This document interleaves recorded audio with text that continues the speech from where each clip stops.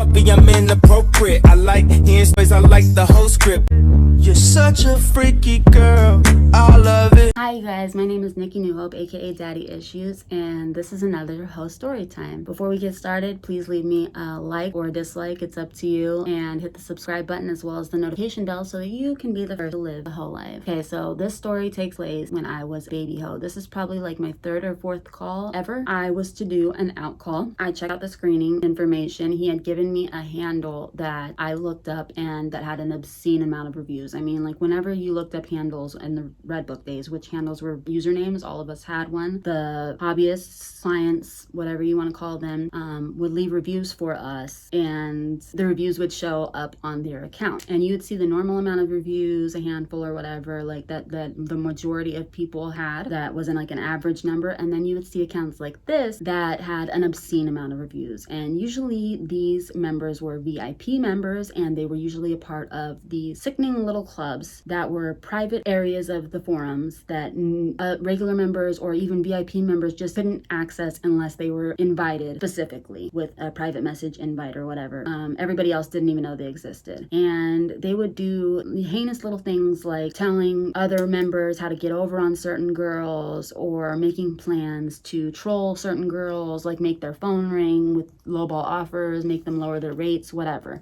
It was really bad. So he was one of those special guys, and but I didn't know it at the time, okay? Now I see that many reviews and I'm just like, red flag. But then I was a baby hoe and I'm just like, oh, it must mean that he's just really super cool. He's super safe. Wrong answer. But anyways, I didn't know that yet. So he invited me over. It was daytime. I drove about 30 minutes or so, drove my little Volvo all by myself, about third or fourth call, like I said. And before I get there, I, call him and I'm like, hey, I'm about 10-15 minutes away, and he's like, okay, hey, just to let you know, my kids are home. My kids are home, and I wanted you to meet them when I get there.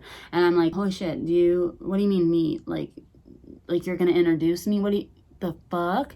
But I was like, are you sure? And he's like, yeah, they know what what's going on. They are hip to it. They're cool with it. It's fine.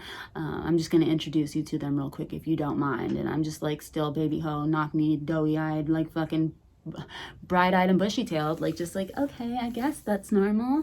Yeah. And so when I get there, this man is not the least bit discreet. Like I said, it's broad daylight. This man is like, hey, right here, just park right there. Hey, are you the hooker that I ordered? Great, nice to meet you. Neighbors, I've got a hooker, check this shit out. Like really fucking flamboyant, all out there, didn't give any fucks at all, thought apparently this was the norm. Okay, and I'm just like, fuck, like, can we go inside? And so we go inside, and sure as shit, he introduces me to not only his 3 adult children, but also their teenage friends. And these friends and these children were much closer in age to I than I was to him, obviously. And so he's like, hey, this is Nikki New Hope, and I'm just like, shit, dude, like my fucking stage, okay, hi. And he's like, okay, come upstairs. And as he leads me upstairs, he's rambling a fucking mile a minute, and he's showing me around the house as if I needed to know, as if I would ever be returning. Unfortunately, I did one other time, mistake again, and I knew it. But a lot has transpired between him and I, and I'll tell you his username at the end of this, or you might remember it. You might already know who I'm talking about. So as he leads me upstairs, he's like, okay, this is my son's room, this is my daughter's room, this is the bathroom, and this is the room of a provider that I let move in a couple weeks ago, and she burned me and took advantage of my kindness and all this other sob story, right? So I'm like, oh, what a nice guy. Okay, so then we reach his room, and he opens the door, he walks in, he waits for me to walk in. Just as I walk in, he closes the door behind me, and he's like close to me. Okay, we're right by the door, but I'm in it, and he's closed it, and he's like, and I'm like waiting for a cue to like set my stuff down, or like what, to proceed, because again, baby hoe, very timid, which you should never be, and you should never let them see you sweat. And so he stops and he looks at me, and is just like staring at me, and I'm like, what's up? And he's like, hey, I have a question. And I'm like, okay, shoot. And he's like, does anybody know that you're here right now? And I'm like, all of a sudden in my head, my mind starts racing, and I'm like, why is he asking me this? This is the weirdest question I've ever been asked. I've never been asked this before, like in all my 4 calls, whatever. But like, this is a red flag. This is an alarming thing to be asked.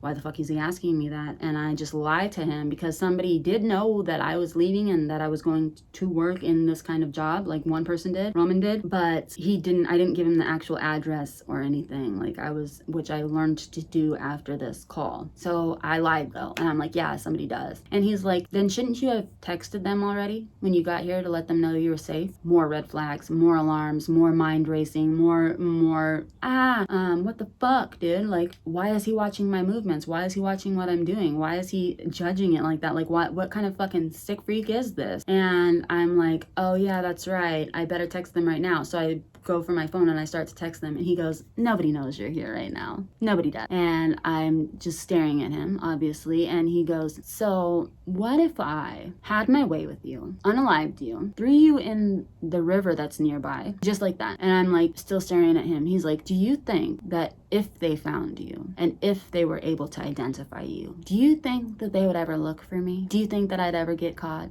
or ever be in trouble? Do you think that they'd even care? A girl that works like you do you think they'd even give a shit to look for me? Just stone cold, just staring in my face like that. And I'm like, is that what you're going to do to me now? Because if it's not, this is a fucked up way to start this. And he breaks character and he's like, no, I'm just kidding. I just wanted you to think about that so that you can be safe, so that you can be safer next time, and always let somebody know where you're going. And I'm just like, now I'm just like emotionally traumatized, just all kinds of fucked up. Like, okay, but I still hadn't gotten my money at this point. Otherwise I would have already left. No, I wouldn't have, because it was like my third or fourth call. I was much too naive for that. Didn't know I could do that. Didn't know that was an option, but it is. It's definitely a fucking option, especially if you're treated like that. In this day and age, would have bolted, would have left, would have been like, fuck you very much, goodbye. But wasn't that kind of party. So I waited, and I'm like, okay, can I have my donation now? Isn't that how this goes? Like, totally unenthused. And I don't know if that's like the kind, I think that because he's such a sociopath and he's such a fucking asshole, that really that's the mood that and the tone that he wanted to set for things. Honestly, seriously, I'm not doubting that at all. Because instead of sessioning like normal, first of all, when I asked for the donation, he proceeded to manipulate me into thinking that because I was 15 minutes late that I was deserving of $50 less. Never in fucking life would I ever fucking accept that today. No, sir. No. But then I did. And I was like, oh, okay. I guess that makes sense. Regretful. And so it just sets a terrible fucking mood, as you would expect, for the remainder of this interaction. And which didn't bother him at all, because for the remainder of this interaction, he proceeded to tell me the providers that he has allowed to move into his house that have burned him, that he's gotten into relationships with, and it was all just blatant fucking delusion, just way out there. And I didn't see it like at the very moment, but like, and he was just an emotionally manipulative asshole. At one point he asked me to move in. He told me that he, can see right through me, and he sees I'm not being treated well, or I don't have any friends or something like that, and I should move in with him because he knows how this business works and all this other shit, and he wouldn't charge me much for rent, blah, blah, blah, blah. And he has my best interests at heart and all this shit. Fuck all that shit, dude. And then he proceeded to tell me, oh, this other provider's name. And he's like, yeah, so-and-so. And I'm like, I've met her once before. He's like, yeah, I found her real name on Facebook and I sent it to her. And she got really upset with me and really angry, but I was just doing it to show her that she needs to not use the same pictures. And okay, good lessons, terrible fucking delivery, okay? Anyways, so he just mind fucks me for the remainder of our appointment, and I left in a fucking state of just like total, mind fuckedness. It took me a few days to recover. And then this man proceeded to, for the next 3 years, pretty much fucking stalk and harass me. He drew a picture of my face using pencils. I'll try to find it for you. That he said he worked very hard on for many days, and he sent it to me. He invited me over one other time, which I was hip to his bullshit. I was already had my guard up and everything, but he pulled some more bullshit with like the mind fucking and the manipulative shit. And then he proceeded to, I don't know if you've ever seen this or ever encountered this, but he had very small micro ding dong, okay? So he had this like, I don't know if it's called a cock sleeve or what it's called, but it's like basically an extension, like a silicone extension, like that he puts on his ding dong, and it makes him larger and bigger and stuff. And I'm like, no, sir, it's not necessary. Like, don't worry about my pleasure. I have none ever. Okay. No. But so I'm just like, why are you doing this? Like, and it was just always fucking weird and fucked up and really bad for mental health. And I know that many girls have fucking experienced this. And so, but that time and then he sent me that picture of my face, and he told me like he's always been in love with me. He would love to have me as his wife. All this long dissertation that I'll include if I can find it. And if I can't, just use your imagination. But yeah, so handle reveal, his handle was Charbar. Anyways, happy hoeing.